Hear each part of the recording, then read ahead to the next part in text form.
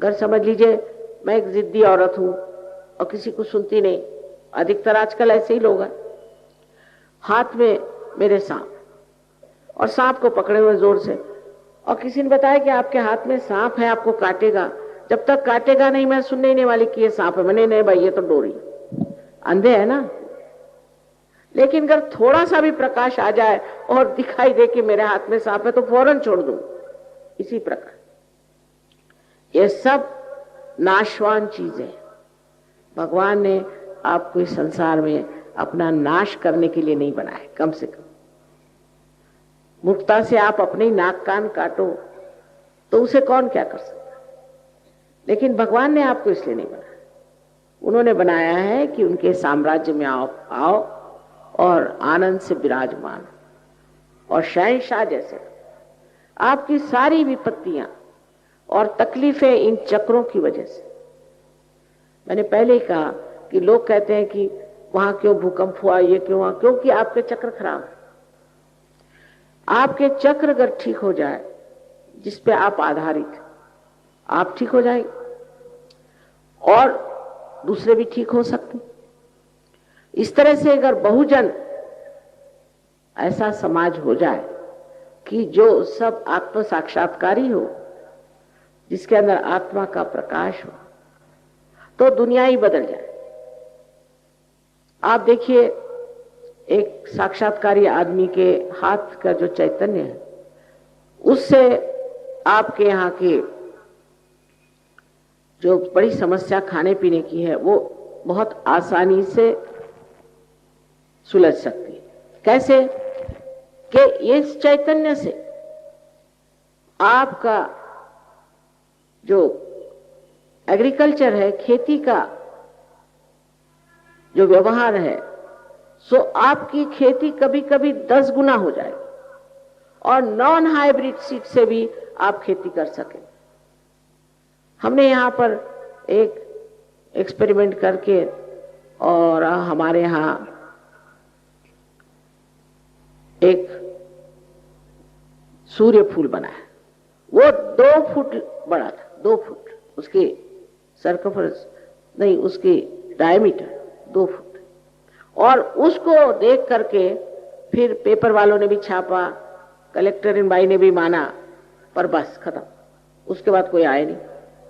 अरे 1-2 पैसा भी नहीं उसके लिए खर्च करना, आपकी खेती बढ़ सकती है, आपकी हिंदुस्तानी गाय दूध दे सकती है, और इन दूसरे गायों से तो दूध पीना ही नहीं चाहिए। आप भी इन लोगों जैसे पगला जाएंगे। जैसे विदेश के लोगों को कोई रास्ता नहीं मालूम कहाँ चलना है और कहाँ नहीं जाना, उसी तरह आप भी हो जाएंगे।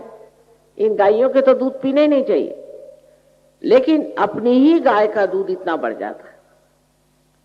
और अब तो महाराष्ट्र में इतना दूध बढ़ गया है कि मैंने सुना कि दूध को वो समुद्र में फेंक दे रहे। इतना तो आपके यहाँ दूध आ गया।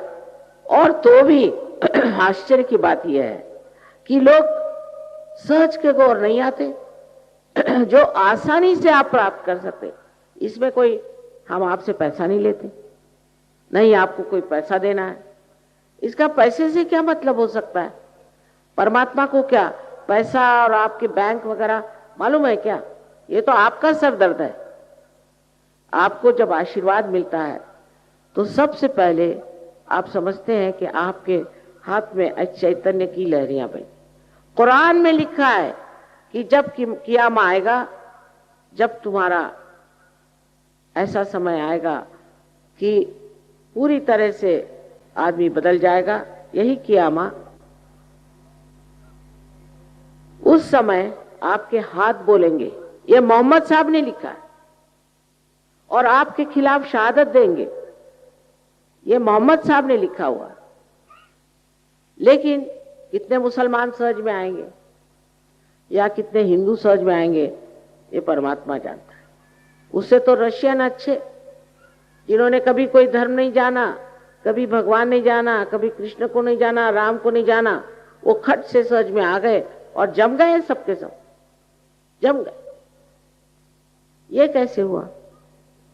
क्योंकि उनमें जड़वाद नहीं है, मटेरियलिज्म नहीं है। हमारे यहां तो जड़वाद ही भी खा गया। उसमें तरह तरह की गंदगी आती। आज जड़वाद ने हमारे देश को भी जकड़ लिया। मैं मानती हूं कि संसार में जो आप रह रहे हैं, आपको जीने के लिए भी बहुत कुछ करना पड़ता है, लेकिन सहज में आते ही आपके सामने लक्ष्मी खड़ी।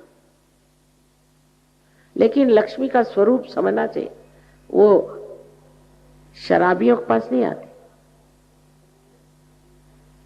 और जुगारियों के पास भी नहीं आती, और जो बदतमीज इंसान होते हैं उनके पास भी नहीं आती।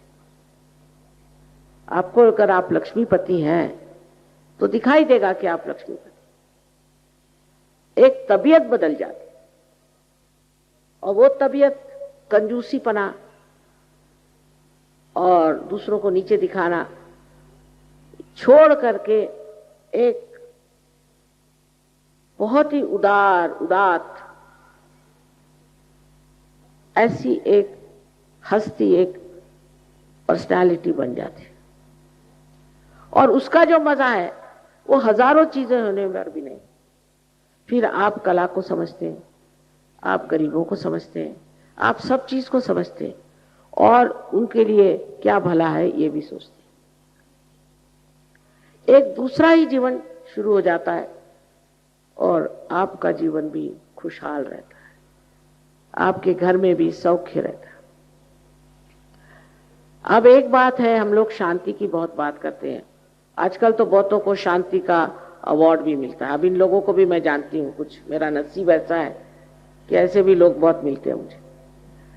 उनके शांति कहां से होगी? वो तो इतने गुस्सैले लोग हैं कि उनसे आप बात नहीं कर सकते। उनके पास जाइए तो बीच में कुछ डंडा वंडा लेके जाइए, नहीं तो आप पे कब बिगड़े पता नहीं। और इनको शांति के अवार्ड मिलते। जिसके अंदर शांति नहीं, वो कौन सी शांति बाहर दे सकता है बताइए? आपके शांति का स्थान अंदर है। तो कुंडलिनी के जागरण के वक्त उस स्थान पर, उस मौके पर आप पहुंच जाते। वो आपका मुकाम, जहां आप शांत हो जाते हैं। वो इस प्रकार की एक विचार उठ के गिर जाए, दूसरा विचार उठकर गिर जाए, आप हर समय नाचते रहते हैं, या तो भविष्य की ओर और या तो भूतकाल की। सब विचार वहीं से आते। वर्तमान में आप खड़े नहीं हो सकते। अगर आपसे कहा जाए इस वक्त आप वर्तमान में खड़े नहीं हो सकते। आपका चित्त फौरन आगे जाएगा या पीछे जाएगा। इस क्षण आप वर्तमान में खड़े नहीं हो सकते। लेकिन जब कुंडलिनी जागृत होती है तो ये विचार हट के लंबे हो जाते हैं, और बीच की जो जगह है वहां आप स्थित हो जाते हैं। यही शांति का स्थान है, जहां आप निर्विचार हो जाते हैं। तो पहली स्थिति है जिसमें आप निर्विचार समाधि को प्राप्त करते हैं सहज में। लेकिन निर्विचार होते हुए भी आप समाधि माने पूरे सतर्क। ये नहीं कि उस वक्त आप बेहोश, पूरी तरह से होश बढ़ गया, हर चीज नई तरीके से दिखाई देने लगती। यह स्थिति पहले आती, और जब ये कनेक्शन आपका पक्का हो जाता है इस सर्वव्यापी शक्ति के साथ पूरी तरह से, तब आपको निर्विकल्प समाधि की प्राप्ति होती। और इससे आप दुर्बल नहीं, सबल हो जाते, क्योंकि आपकी शारीरिक जो कुछ भी व्यथाएं हैं वो ठीक हो जाती। ये बात बिल्कुल सही है कि जो लोग एक बार सहज में आए वो बीमारी से छुटकारा पा गए और बाद में बीमार नहीं हुए। ये बात बिल्कुल सही। और ऐसी ऐसी बीमारियां जिसका इलाज डॉक्टर लोग कर ही नहीं सकते। इसका मतलब नहीं है कि सब डॉक्टरों के पेट पर पैर आएगा, ये कभी नहीं। क्योंकि अधिकतर जो रईस लोग होते हैं बहुत ज्यादा, वो डॉक्टरों के ही पास जाएंगे ना। उनके पास पैसा होता है तो वो डॉक्टर खरीद सकते हैं, मुझे तो खरीद नहीं सकते। लेकिन कुछ रईस लोग भी आते हैं। मानसिक स्थिति बहुतों को खराब है। आजकल एक बीमारी चली है स्ट्रेस, जो देखो उसे स्ट्रेस। स्ट्रेस क्यों होता है? क्योंकि आप जब कार्यान्वित होते हैं तो आपके अंदर अहम भाव बढ़ता है और वो सर पे छा जाता है एक शिरस्त्राण जैसी यहाँ। लेकिन जब कुंडलिनी जागृत होती है तो वो इस ब्रह्मरंध्र को छेद देती है और मानो एक छेद सा, जिसमें से आपकी सारी परेशानियां, आपका सारा स्ट्रेस निकल जाता है और आप महसूस कर सकते हैं कि आपके सर के अंदर से ही ठंडी ठंडी हवा आ रही। उसमें शंका करने कोई बात नहीं, क्योंकि आप ये सब हैं, यह आप ही की शक्ति है, आप ही के अंदर से ही जागृत हुई और आप ही को इसने आशीर्वादित किया। समझ लीजिए कि आपकी अपनी व्यक्तिगत मां है, आपके बारे में सब जानते हैं। जैसे टेप रिकॉर्ड होता है, ऐसे इसने अपने अंदर सब आपके बारे में जान रखा और वही आपको पुनर्जन्म देती है और आपका दूसरा जन्म होता है जिसके लिए वो लालायित है। इसमें हमारा आपका कोई लेना देना नहीं पड़ेगा, कोई भी नहीं, क्योंकि आपकी शक्ति है। अब समझ लीजिए कि एक दीप जला हुआ और उसने अनेक दीप जला दिए, तो उसमें उस दीप का क्या लेना देना बना रहा? इसलिए इसमें कोई भी आभार किसी के मानने की बात नहीं है। उल्टे हमें ही आपके आभार मानने हैं कि आप लोग आए और अपने आत्म साक्षात्कार के इच्छा से यहाँ बैठे रहे। इतने देर कोई बैठते भी नहीं लोग, आजकल को तो पता नहीं क्या आदत लग गई है कि वो आराम से इतनी देर शांति से बैठते भी नहीं। बहरहाल जो भी हो, यह आपका अपना अधिकार है। और फिर सबसे बड़ी बात जो होती है कि आपकी आध्यात्मिक उन्नति। आध्यात्मिक उन्नति का मतलब यह है कि आप एक बहुत ऊंचे दर्जे के इंसान हो जाते हैं। आपके हाथों में अनेक शक्तियां दौड़ने लग जाती हैं। आप भी लोगों को पार करा सकते हैं और आप भी लोगों को रियलाइजेशन दे सकते हैं।